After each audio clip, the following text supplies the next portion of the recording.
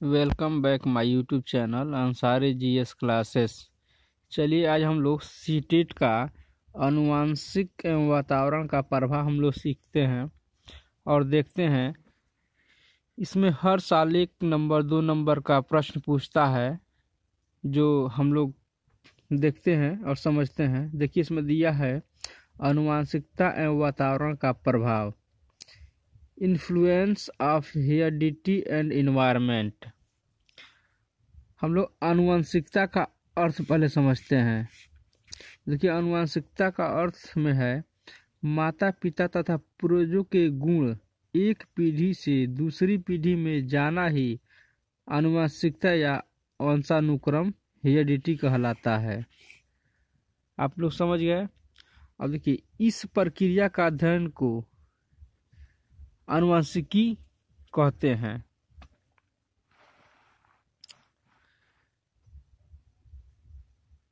वंशानुक्रम में वे सभी शारीरिक बनावटें, विशेषताएं, क्रियाएं, क्षमताएं सम्मिलित रहती हैं जिसको वह व्यक्ति अपने माता पिता या पूर्वजों से प्राप्त करता है।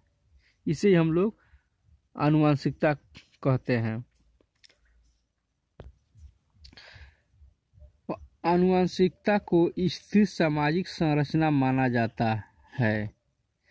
मानव को सेल में 33 जोड़े गुणसूत्र अर्थात कुल 46 गुणसूत्र होते हैं, जिनमें से प्रत्येक पर हजारों लगभग 3000 की संख्या में जीन्स पाए जाते हैं। इन्हीं जीन्स के द्वारा माता पिता की विशेषताएं बच्चों में पहुंचती हैं।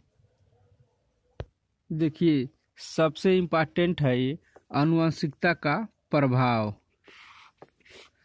देखिए आनुवंशिकता का प्रभाव निम्न क्षेत्रों में प्रत्यक्ष रूप से देखने को मिलता है। पहला है शारीरिक बनावट।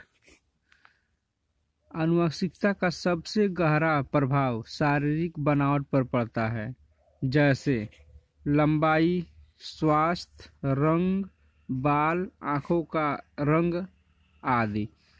सब कुछ आनुवंशिकता पर आधारित होता है।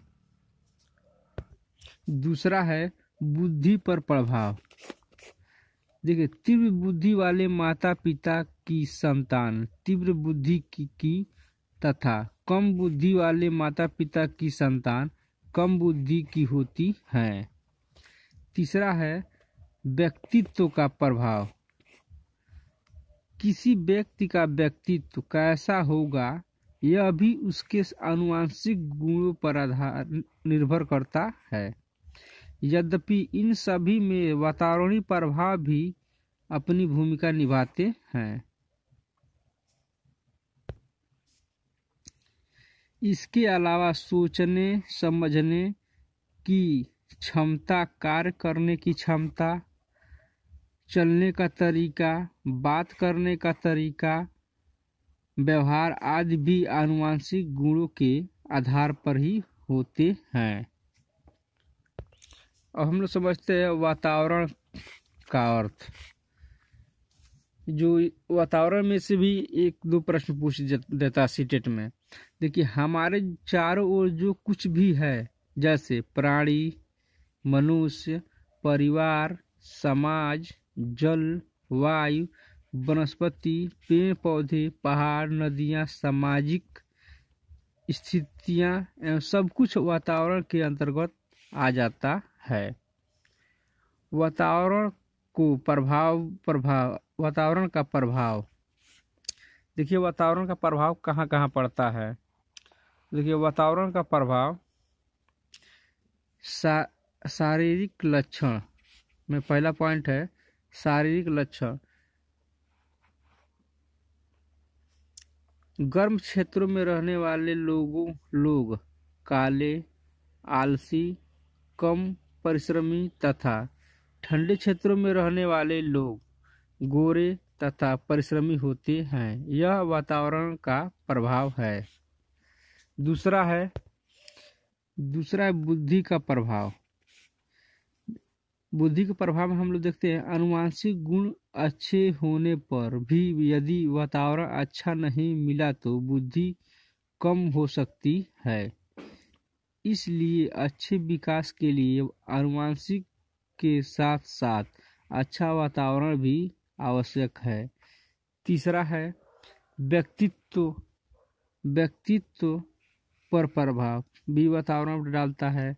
शिक्षा पर प्रभाव, ये भी वातावरण का प्रभाव डालता है। वातावरण का प्रभाव मानसिक विकास पर भी डालता है और वातावरण का प्रभाव स्वास्थ्य पर भी पड़ता है।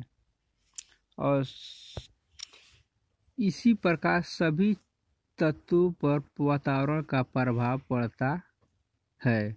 बालक जिस वातावरण में रहता है उसका विकास भी उसी प्रकार से प्रभावित होता है। देखिए अति महत्वपूर्ण बिंदु, इसे ये भी इम्पोर्टेंट ही है, इसे भी आप लोग ध्यान से देख लीजिएगा।